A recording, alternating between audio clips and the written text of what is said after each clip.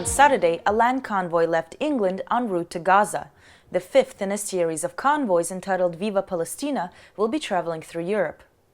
The Israeli military response to such convoys has escalated with each attempt to breach the siege on Gaza.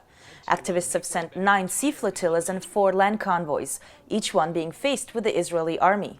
Some managed to enter Gaza while others did not. In May, the Israeli Navy surrounded the last flotilla in international waters, leading to a lethal attack, killing 9 activists. While in Tel Aviv, I spoke to Bashi of Gisha, an Israeli human rights organization focusing on Gaza and the freedom of movement. Can you describe the difference in the legal system between Israel proper and Gaza? Sure. Within Israel, there's a system of domestic law. There's a democracy. It's a flawed democracy, but it is a democracy, and there's a legal system that applies to citizens of Israel.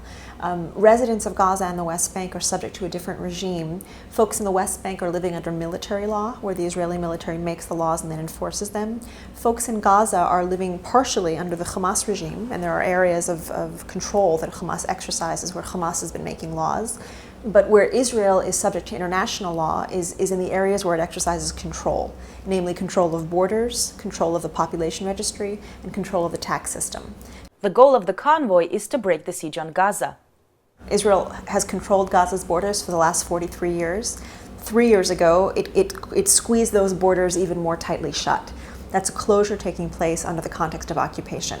Now, the fact of control is something that international law is neutral about. International law doesn't say stop occupying, start occupying. It says if you occupy, if you control, you have obligations towards civilians who are under your control. And that's what's illegal. The restrictions on goods and persons coming in and out of Gaza, not for security reasons, but in what Israel describes as economic warfare against the Hamas regime, is illegal because it's punishing civilians for acts they didn't commit. In 2006, an election was held in the occupied Palestinian territories. Hamas won the majority of seats, many attributing their victory to the history of corruption in the old establishment party, Fatah.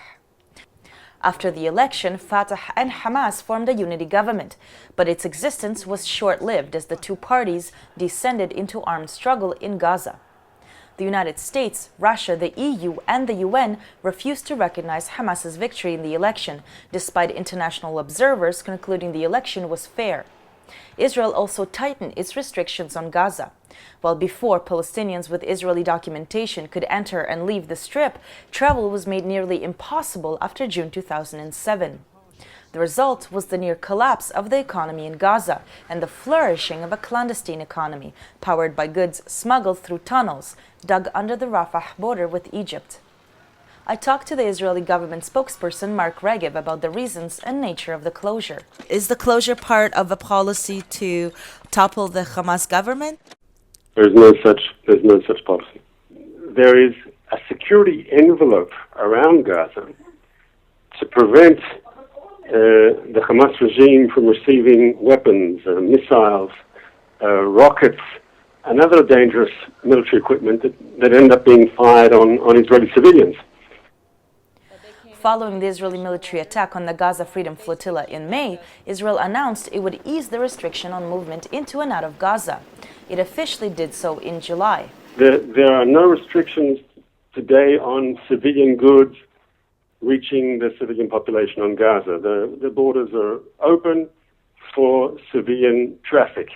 In fact, the quantities of equipment going in are determined more by what the Palestinians in Gaza are ordering. I followed up this statement with Bashi. So the ban on consumer products has been lifted. Raw materials are allowed in limited quantities, but the ban on construction materials is still mostly in place. In addition, export is still banned, and the movement of people is permitted only in exceptional circumstances. Volume-wise, Gaza residents are allowed to bring in about 40% of what they need. They're not allowed to bring in construction materials, and they're not allowed to export. There are security issues that are very, very serious. First of all, there's not a total blanket ban on export. There have been exports. There have been, throughout the last couple of years, there have been exports of agricultural products, both of flowers and of strawberries, where I think the Dutch government was involved. That breeds a culture of dependency on charity.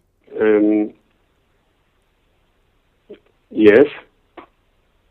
I think if anyone looks at the history of the Gaza Strip, one knows that always there, aid from the international community, and specifically from UNRWA, has always played a vital role. Is economic warfare legal by international standards?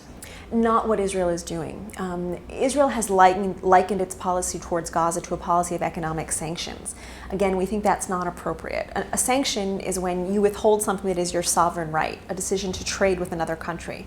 Gaza is not a country, and Israel is not just withholding its own decision to trade with Gaza. It is preventing every country in the world from trading with Gaza. The Gaza Freedom Movement is currently organizing the next flotilla with the intention of sailing to Gaza before the end of the year.